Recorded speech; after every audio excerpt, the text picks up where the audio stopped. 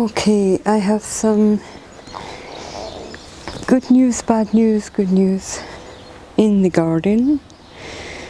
There's the Buddha here. That's the asparagus I got. Look at this. I don't know, it's about 40.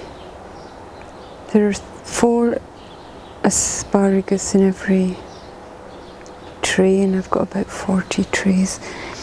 Anyway, where is the straw? Where's the straw? Where's the straw? This was my straw garden. Now, I have not learned permaculture. I haven't learned anything. I just try things out. And this was the area, extremely bad soil, maybe 20 years old or more. That's just basically like waste. I mean, it wasn't even soil. So I began an experiment.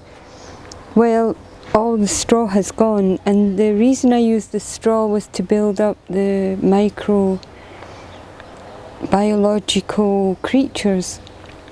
And what happened was people helped people who wanted to help. Some, you see, traditional gardeners, why am I laughing? Thank God I have a Zen mind, because this was a disaster if you understand bioculture.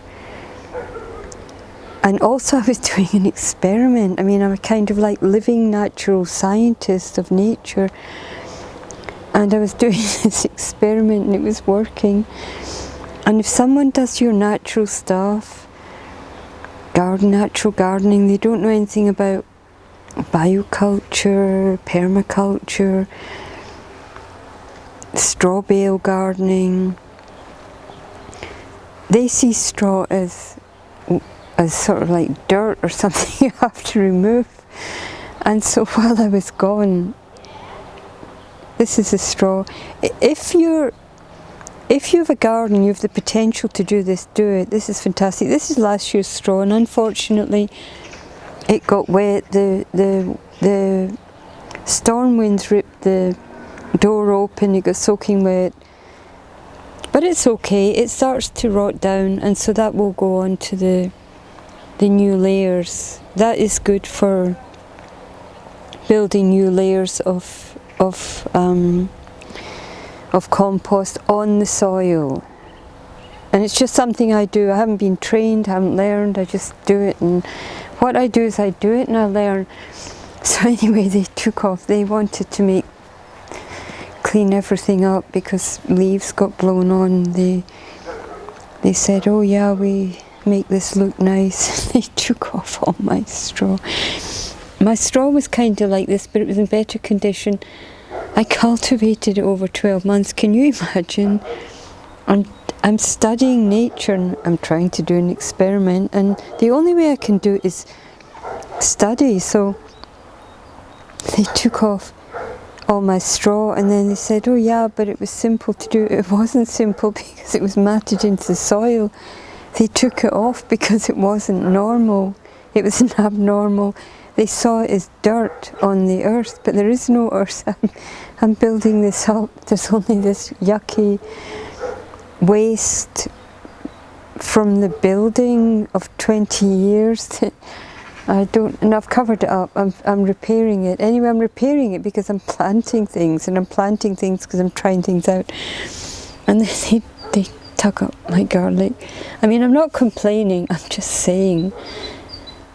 I'm just showing, this garlic lasted over the winter, and this is southern Mediterranean climate. But of course the Arctic winds came down from the North Polar, and it made life difficult for all the plants, plus they had had a drought before, and that's why I use the straw.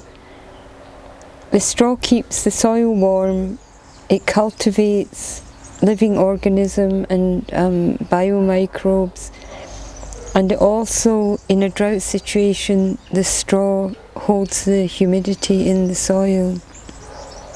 And the garlic lasted over this disastrous Arctic, horrible windstorm, yucky conditions that would normally kill everything, because I had embedded them. This I've put this down now.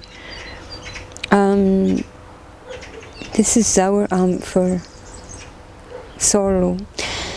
Anyway, so what I did was, this is the new layer that I'm having to rebuild because they took away my old layer to make it look nice.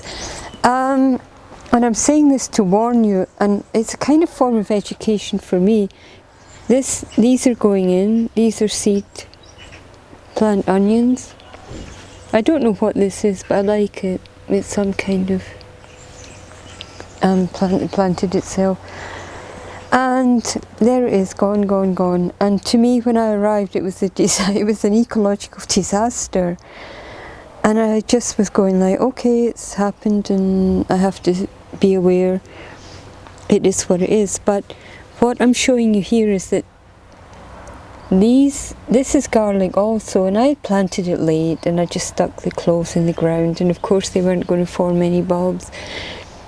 But then I was going, okay, I'll leave them and they may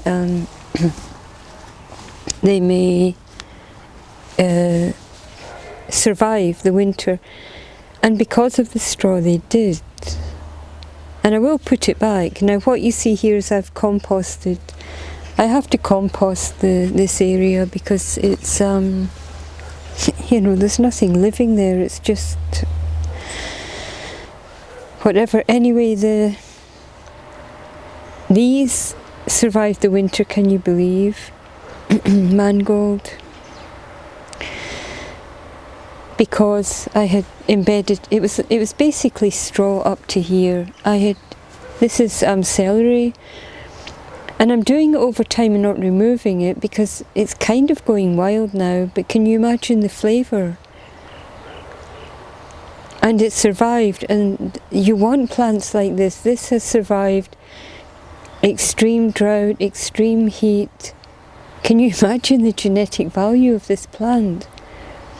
And also, of course, with the aid of humans, because I basically had over the winter straw up to here, and it protected it from any disaster that was happening ecologically, including hot sun, drought, extreme weather, driving rain, the extreme winds from the Pyrenees. I mean, the genetics of this plant, although it's going to be very strong flavour and dense, the nutrients in this plant are, I mean, there's no value in it. There's no, and the same with this one. And they survived because I did this experiment, and now of course they become like little bonsai. And they're adapting, and that's what I want. They were growing like normal celery and falling apart and having problems, and pieces were falling over, and they've adapted, and that's plant intelligence, living spiritual plant technology. And this survived too, but it's a little bit more wrecked because, well, I put the straw back. I'm building it up. Anyway, this video is because I'm sharing what I've done. So then I started putting it all back, and I have a lot more to do, and I'll update that later. And this will be, compost will go over this. I'll have to buy it because there's no soil here, it's just compact, dense